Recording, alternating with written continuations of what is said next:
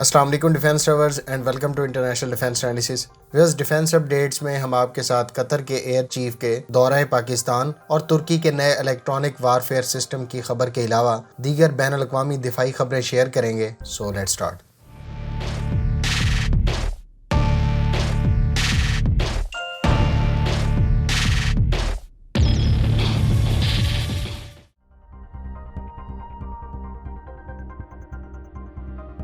Wears Qatar air force کے commander نے گزشتہ روز پاکستان کا دورہ کیا۔ اس دورے کے دوران انہوں نے پاکستان ایئر فورس کے چیف مجاہد انور خان اور joint chief of staff committee general Nadeem Raza سے بھی ملاقات کی۔ ویئرز دفاعی تجزیہ کاروں کے مطابق قطر ممکنہ طور پر پاکستان کے JF-17 براوو میں انٹرسٹڈ ہے، جبکہ کچھ کے خیال میں قطر آنے والے عرصے میں پاکستان سے مزید سپر مشاق ٹرینر خریدنا چاہتا ہے۔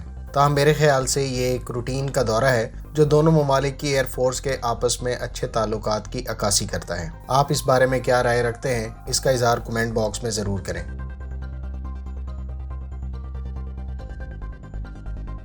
دوستو، آسٹریا نے اپنی ایئر فورس کے لیے اٹالین کمپنی لیونارڈو کے AW169M ہیلی کاپٹر کی سلیکشن کے بعد اب اٹلی کے ساتھ مشترکہ طور پر نئے ہیلی کاپٹر کی تیاری کو لے کر ایک لیٹر آف انٹینٹ پر دستخط کر دیے ہیں، جس کے تحت آسٹریا اور اٹلی اپنی افواج کی مستقبل کی ضروریات کے پیش نظر نئے ہیلی کاپٹرز پر مشترکہ طور پر کام کریں گے۔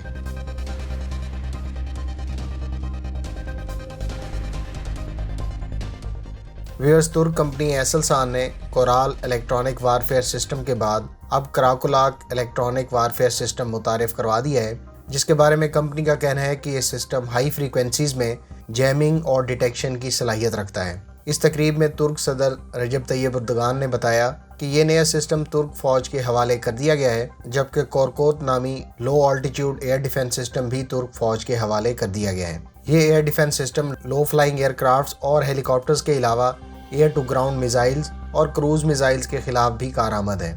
ترک صدر نے کہا کہ ترکی نے 2002 میں 61 دفاعی منصوبے شروع کیے تھے، جن کی تعداد اب 700 کے قریب پہنچ چکی ہے۔ ان کا مزید کہنا تھا کہ ترکی کی 7 دفاعی کمپنیاں اس وقت دنیا کی ٹاپ 100 کمپنیز میں شامل ہیں، جن میں سے 5 گزشتہ 5 سالوں میں اس لسٹ میں شامل ہوئی ہیں۔ انہوں نے ترک دفاعی شعبے کی ترقی کا ذکر کرتے ہوئے کہا کہ جہاں ان کمپنیوں کے تیار کردہ ویپن سے ترک فوج کی ضروریات کسی حد تک پوری ہوئی ہیں، وہاں ان عسکری مصنوعات کی تجارت بھی $3 ارب تک پہنچ چکی ہے، جو اس سے پہلے صرف $0.2 ارب تھی۔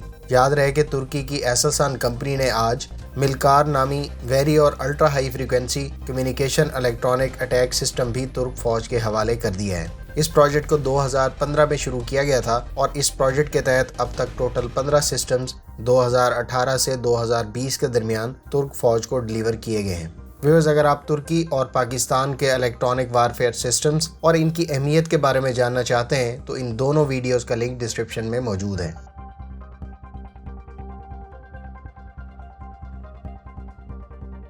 ویئرز، امریکہ نے یوکرین سے ریڈارز خریدنے کے لیے معاہدے پر دستخط کر دیے ہیں۔ یہ بات یوکرین کے سائنٹیفک پروڈکشن کمپلیکس کے چیف ڈیزائنر نے کہی۔ ان کا کہنا تھا کہ اس سے پہلے بھی اس کمپنی کو امریکہ کو ریڈار سپلائی کرنے کا تجربہ حاصل ہے۔ یاد رہے کہ امریکہ یوکرین سے اس سے پہلے 36 D6 اور 80 K6 ریڈارز خرید چکا ہے، تاہم حالیہ ریڈارز کی تفصیلات شیئر نہیں کی گئیں۔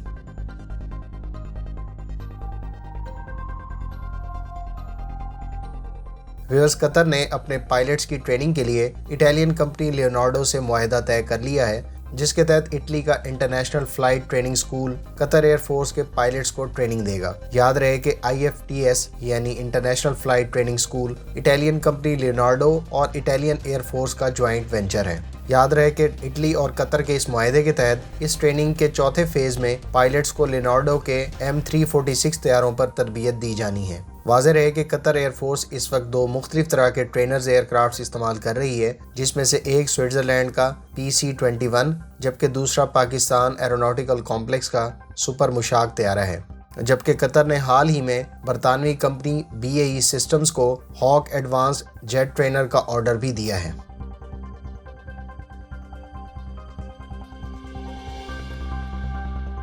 ویوز جاپان کی گراؤنڈ سیلف ڈیفنس فورس نے امریکی MV-22B Osprey tilt rotor aircraft کو اپنی سروس میں شامل کر دیا ہے۔ جاپان امریکہ سے باہر پہلا ملک ہے جو اس پلیٹ فارم کو استعمال کر رہا ہے۔ جاپانیز گراؤنڈ فورس میں شامل کیے جانے والے سیریل نمبر 91701 اور 91705 ایئر کرافٹ $332.5 ملین کی لاگت سے 2015 میں آرڈر کیے جانے والے 5 اوسپرے بلاک C میں سے پہلے 2 یونٹس ہیں جو جاپان کو اب تک ڈیلیور کیے گئے ہیں۔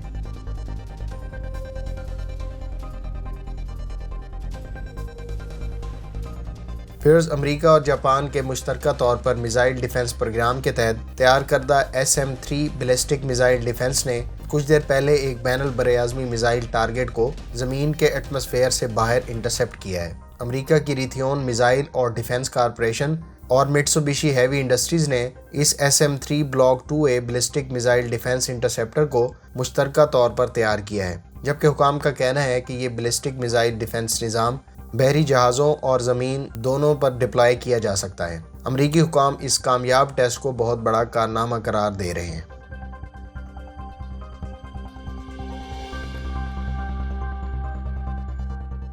دوستو، جیسا کہ آپ کو کچھ عرصہ پہلے خبر دی تھی، یونان نے آج امریکہ کو 18 سے 24 F-35 طیاروں کے لیے باقاعدہ درخواست دے دی ہے۔ یاد رہے کہ امریکہ نے یونان کو F-35 کے لیے گرین سگنل دیا تھا اور امریکی حکام نے یہ کہا تھا کہ ترکی کے لیے اب تک تیار کردہ 3 سے 6 F-35 طیاروں کے علاوہ امریکہ یونان کو مزید F-35 دینے کے لیے تیار ہے۔ یونان نے حالیہ ریکویسٹ اگلے سال میں ڈیلیوری کے لیے کی ہے اور قوی امکان یہی ہے کہ امریکہ اگلے سال ترکی کے لیے تیار کردہ F-35 طیارے یونان کو ڈیلیور کر دے گا، جبکہ باقی ماندہ طیارے بعد میں فراہم کیے جائیں گے۔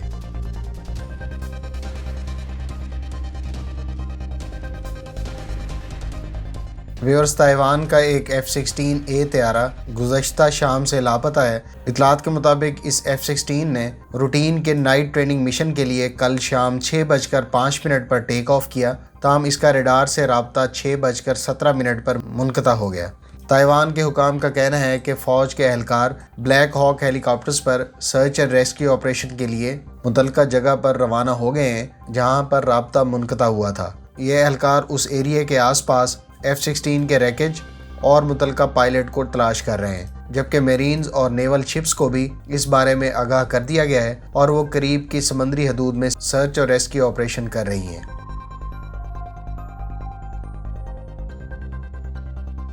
ویورز، نیٹو کے supreme headquarters allied powers Europe یعنی شیپ کا کہنا ہے کہ اس نے نارتھروپ گرومن کا تیار کردہ RQ-4D کے سلسلے کا 5واں ڈرون وصول کر لیا ہے اور اس ڈرون کی شمولیت سے اس کی الائنس گروپ سرویلنس صلاحیت میں بہتری آئے گی۔